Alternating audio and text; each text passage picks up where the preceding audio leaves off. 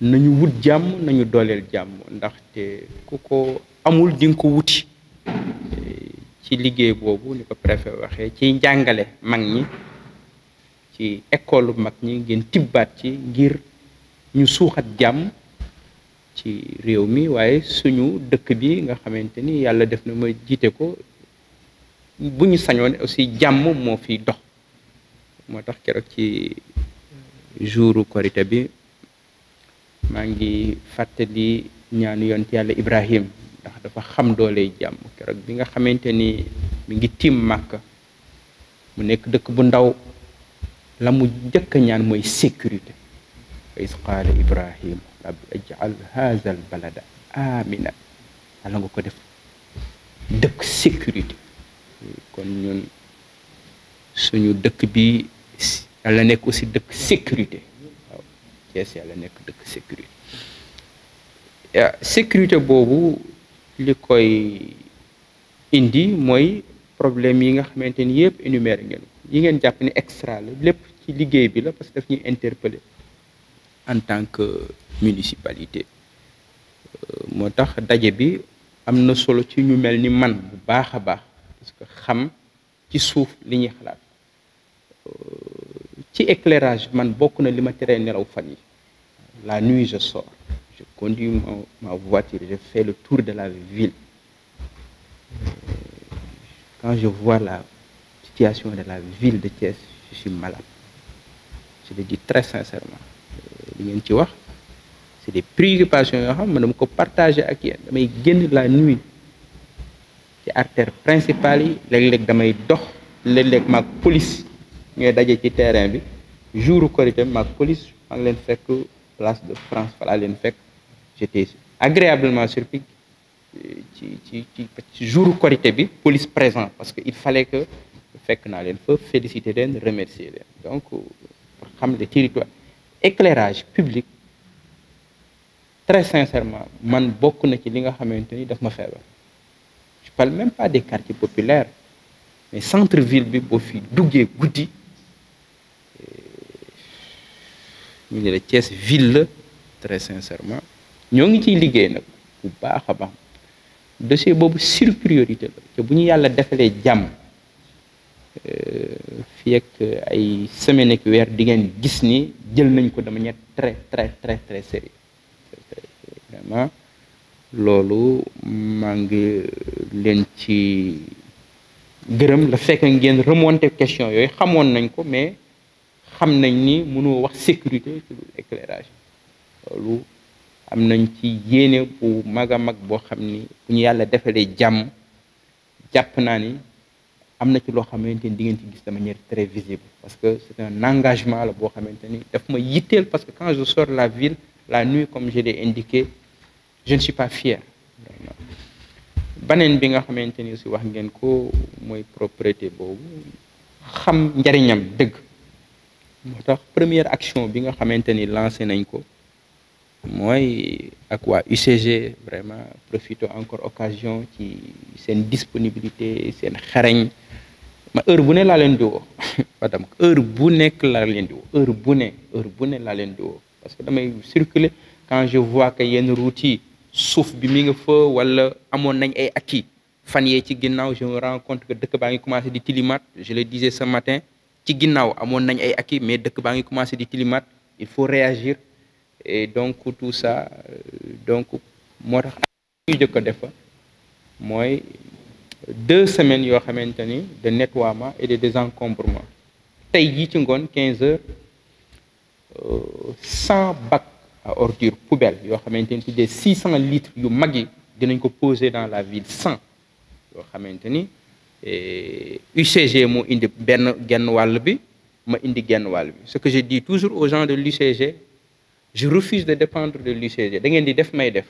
je refuse d'être un maire boo xam ne day suivre de voilà UCG moo indi 50 bac bu ñu nekk lu mu néew ça coûte 300 000 francs UCG moo indi 50 ñun ñu indi 50 tey 15 heures incha allah dinañ jël 100 places stratégiques de Thiès yoo xamante ni dinañ ko fa poser pour ñu accompagner fexe dëkk bi set bu baax a baax ci maintenant de manière ci li ngeen wax aussi ci cadre de vie bi ci avenue Caen bi côté boobu l'éternel problème monsieur le maire où commence l'avenue Caen où s'arrête l'avenue Caen mais defar rek moo ngi tax a jóg ñun ñëpp muy préfet muy mairie Thiès Ouest muy riverain yi foofu gis ngeen ay semaine ci ginnaaw ni mu tilime woon gis ngeen action yi ñu fa def set na mais doyul war na gën a set war nañ ko aménager war nañ ko sécuriser espace yooyu Thiès moom espace vert amatu fi waaw bokk nañ li ma gën a métti ci dëkk bi mooy li fi nekkoon espace vert yi privatisé nañ ah une ville nag c'est des espaces de vie et des espaces verts une ville c'est un cadre de vie c'est des espaces verts c'est des espaces de vie loolu mooy ndax loolu xeex bu mag a mag a mag a mag commencé nañ ko ci yu bëree bëri mooy coow yi ngeen di dégg Mikelaan ak yu bëree bëri c'est des espaces que nous allons récupérer des espaces que nous allons récupérer parce que ñëpp ñoo ko bokk espace yu ñëpp bokk mënuñu bàyyi ay nit ñi privatiser ko toog fa di def centres commerciaux partout ça doctrine la ci man les centres commerciaux oui mais on peut pas prendre des espaces yoo xam ñëpp ñoo moom ñi ñëw jaar fee dugg fa lay génn à ce niveau et je pense que on est en parfaite intelligence avec le maire de Thiès Ouest on peut parler on doit approfondir tout ça mais li am solo mooy dafa am des espaces ce qu'on appelle des coins généreux dans une ville boo xam ñëpp ñoo ko bokk waruñu bàyyi ay nit ñuy ñëw def ko ay centres commerciaux wala ñu def dëkk bi nag cimetières yi sax su ngeen bu ngeen deful ndànk nit ñi def ko ay centres commerciaux waxuma laa nag la leen les cimetières je dis si nit ñi deful ndànk ñi def ko ku pare def ay cimetières centres commerciaux waxuma nag la neen yooyu yëpp je pense que ni ay questions la yoo xamante ni en tout cas c'est des questions extrêmement sérieuses parce que je le dis Thiès ce n'est plus une ville c'est une ville fantôme pour Thiès nekkaat une ville ñu mel ni yéen chef de quartier yi yu mel ni yéen ay taxawaay yu mel ni seen association de quartier yi yu ak événement yu mel ni occasion la ñu poser les vrais débats pour fexe Thiès nekk dellu nekk une ville et ça me préoccupe quand je me réveille le matin quand je traverse cette ville quand je vois le désordre l'insécurité bi xale yi di jàngee di traverser la route il y a pas de passage piéton il y a pas de tableau il y a rien qui indique que pour xale bi war a traverser la route wala jàngi sax il y a rien sur ça j'ai engagé les services de la ville on va former 50 avec la police 50 agents de la ville yoo xamante ne à partir de l'autre semaine à 7h30 yenn école yi nga xamante ni au moins dafa am problème mu traverser dañ fay taxaw ñu jàppale xale yi ñu traverser parce que en attendant il faut faire quelque chose moi en tant que maire de la ville si un enfant traverse la route bu ko oto fëkkee am naa ci responsabilité tali yi amul y a même pas de passage piéton y a rien y a aucun tableau qui montre que fii sens interdit la wala c'est des questions de sécurité que c'est là à force de vivre dans le désordre et l'insécurité finalement on se sent à l'aise par rapport et pourtant c'est des choses qu'on peut faire c'est des choses moi j'ai amené le CETUD est venu à Thiès 2 fois on a fait le tour de la ville on est en train de travailler sur ça donc j'ai échangé d'autres jours avec le gouverneur il a dit qu'il va convoquer le conseil régional de sécurité xaw ma nu mu tudd tout ça parce que c'est des questions yoo xam ne mënul xaar c'est des questions de sécurité mënul xaar